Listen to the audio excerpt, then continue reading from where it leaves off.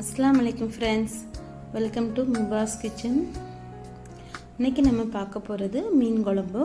அதுக்கு தேவையானது என்னென்னான்ட்டு பார்த்துடலாம். ஒரு 15 சின்ன வெங்காயம் க்ளீன் பண்ணி எடுத்து வச்சுருக்கேன். அதுக்கப்புறம் பூண்டு ஒரு 10 பல். சின்ன வெங்காயம்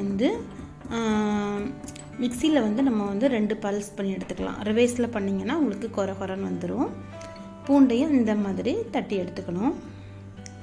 மெயினாக மண் சட்டி உங்களுக்கு ஹீட்டான உடனே இந்த மாதிரி நம்ம எண்ணெய் விடும்போது ஃபுல்லாக மண் சட்டி ஃபுல்லாகவே ஸ்ப்ரெட் ஆகிற மாதிரி நம்ம பண்ணணும். உங்களுக்கு அப்போ மண் சட்டி சீக்கிரம் வெடிப்பு விடாமல் நமக்கு கொஞ்சம் ரொம்ப நாள் வரும். அதுக்கப்புறம் ஒரு 1.5 டேபிள் ஸ்பூன் எண்ணெய் விட்டுருக்கேன். எண்ணெய் சூடான பிறகு கடுகு 1 டீஸ்பூன். அது வெடிக்க ஆரம்பித்த உடனே 1 டீஸ்பூன் சீரகமும் ஒரு 1/2 டீஸ்பூன் வெந்தயம் சேர்த்துருக்கேன். இது ஓரளவுக்கு செவந்த உடனே நம்ம கொரகொரன்னு அரைச்சி வச்சுருந்தோம்ல சின்ன வெங்காயம், அதுவும் தட்டி வச்சுருந்த பூண்டும் சேர்த்துருக்கேன். அதுக்கப்புறம் கொஞ்சம் கருவேப்பிலை நீங்கள் கொஞ்சம் அதிகமாகவே சேர்த்துக்கோங்க. என்கிட்ட இவ்வளோ தான் இருந்தது. வெங்காயம் வதங்கட்டும். அதுக்கப்புறம் 2 தக்காளி மீடியம் சைஸு. இதையும் நம்ம கொஞ்சம் கொரகொரன்னு அரைச்சி எடுத்துக்கலாம்.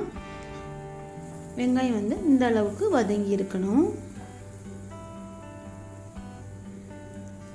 நம்ம அரைச்சி வச்ச தக்காளியும் சேர்த்துக்கலாம்.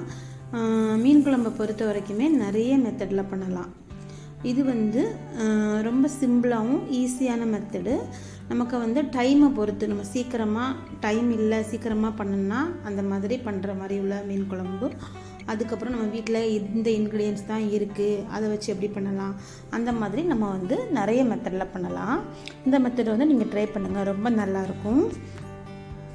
அதுக்கப்புறம் ஒரு லெமன் சைஸில் புளி கரைச்சி எடுத்திருக்கேன். அதில் 1/4 டீஸ்பூன் மஞ்சத்தூள், ஒரு 2லேருந்து 2.5 டீஸ்பூன் தனி மிளகாய்த்தூள். அதுக்கப்புறம் குழம்பு மிளகாய்த்தூள் ஒரு 3 டீஸ்பூன் போட்டிருக்கேன். உங்களுக்கு நல்ல காரமாக வேணும் அப்படின்னா நீங்கள் கூட 1 டீஸ்பூன் குழம்பு மிளகாய்த்தூள் சேர்த்துக்கோங்க. இது நம்ம நல்லா கையிலேயே நல்லா மிக்ஸ் பண்ணி எடுத்துக்கலாம். அப்போம்லாம் இதில் அம்மியில் அரைப்பாங்கள்ல, நம்ம கையிலே அரைக்கும்போது அந்த கல்லும் அந்த கையில் உள்ள டேஸ்ட் ரெண்டும் சேர்ந்து ரொம்ப டேஸ்ட்டாக இருக்கும்.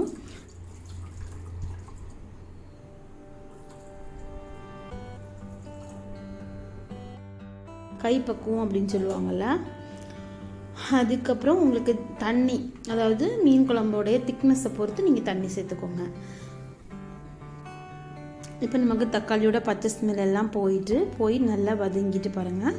இந்த ஸ்டேஜில் நம்ம கரைச்சி வச்சுருந்த புளி தண்ணி, இந்த மசாலாலாம் மிக்ஸ் பண்ணி வச்சுருந்ததை சேர்த்துக்கலாம். தேவையான அளவு உப்பு. உங்களுக்கு திக்காக வேணும் அப்படின்னா அதோட ஸ்டாப் பண்ணிக்கோங்க. கொஞ்சம் தண்ணியாக வேணும்னா எக்ஸ்ட்ரா தண்ணி சேர்த்துக்கோங்க. எங்களுக்கெலாம் கொஞ்சம் தண்ணியாக இருந்தால், ரொம்ப இல்லை, கொஞ்சம் தண்ணியாக இருந்தால் தான் பிடிக்கும். இப்போ இது நமக்கு கொதிக்க விடும்போது ஓரளவுக்கு திக்காக வரும்.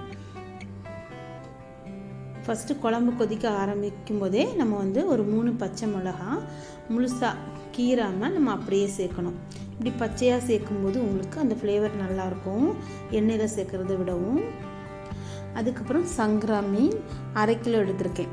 க்ளீன் பண்ணிவிட்டு நம்ம தலையில் இருக்கக்கூடிய அந்த பூ, அப்புறம் குடல் இதெல்லாம் எடுத்துகிட்டு அப்படி முழுசாக அவங்கள்ட்ட காட்டணுங்கிறதுக்காகவே இந்த மாதிரி எடுத்து வச்சுருக்கேன். மீன் வீடியோக்கு சின்னதாக தெரியுது, கொஞ்சம் ஓரளவுக்கு கொஞ்சம் பெரிய சைஸ் தான். இப்போ பாருங்கள், நல்லா கொதித்து நமக்கு அந்த குழம்பு திக்னஸ் ஆகி வந்திருக்கு. உங்களுக்கு இன்னும் திக்னஸாக வேணும் அப்படின்னா நீங்கள் இன்னும் கொஞ்சம் நேரம் விடலாம். இல்லைனா தண்ணி சேர்க்கும் போதே நீங்கள் கம்மியாக சேர்த்துக்கோங்க. ஏன்னா நமக்கு சங்கரா மீன்லாம் பொறுத்த வரைக்கும் நல்ல சாஃப்டான மீன், போட்ட உடனே வெந்துடும்.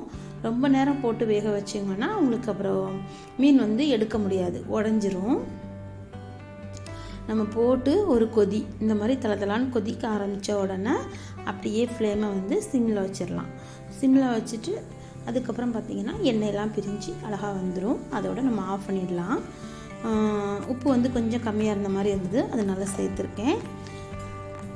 நமக்கு மண் சட்டியில் செய்யும்போது டேஸ்ட்டும் அதிகமாக இருக்கும். அதுக்கப்புறம் அந்த ஹீட் பாருங்கள், அடுப்பை ஆஃப் பண்ண பிறகு நமக்கு அந்த ஹீட் இருந்துகிட்டே இருக்கும். அவ்வளோதான். இப்போ நமக்கு இந்த மீனில் தான் பண்ணணும் அப்படின்லாம் இல்லை. இதே மெத்தட்லேயே நீங்கள் வந்து சாலை மீன், நெத்திலி, வேறு எல்லா மீன்லையுமே இதே மெத்தடில் பண்ணலாம். அதுக்கப்புறம் மாங்காயெல்லாம் போட்டால் பிடிக்கும் அப்படின்னா ஓரளவுக்கு எல்லாருக்குமே பிடிக்கும்னு நினைக்கிறேன்.